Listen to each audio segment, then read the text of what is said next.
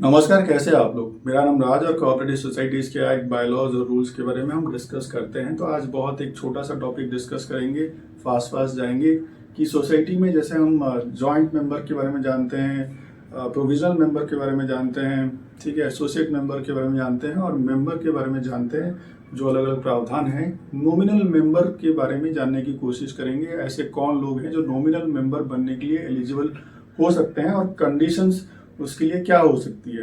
तो बेसिकली अगर आपने किसी को लीव एंड लाइसेंस पे घर चढ़ाया हुआ है, जैसे 11-11 महीने का आप करके देते हो, या फिर आपने किसी को केयर टेकर बेसिस में उस घर का देखभाल करने के लिए रखा हुआ है, या आपने किसी को ऐसा कोई क्लॉज है जिसके बेस पे आपने सबलेट तो किया है, ठीक है, आपने लेट किया है, उसके बाद उसने जिसको आपने भाड़े पे चढ़ाया उसने भी सबलेट कर रखा है, ठीक है।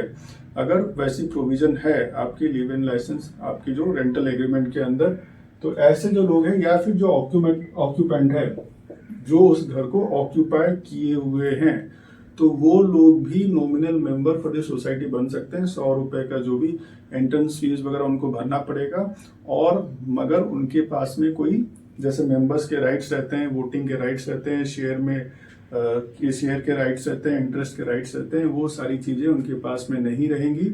सोसाइटी की जो बेसिक एमिनिटीज वगैरह वो सब एंजॉय कर सकते हैं।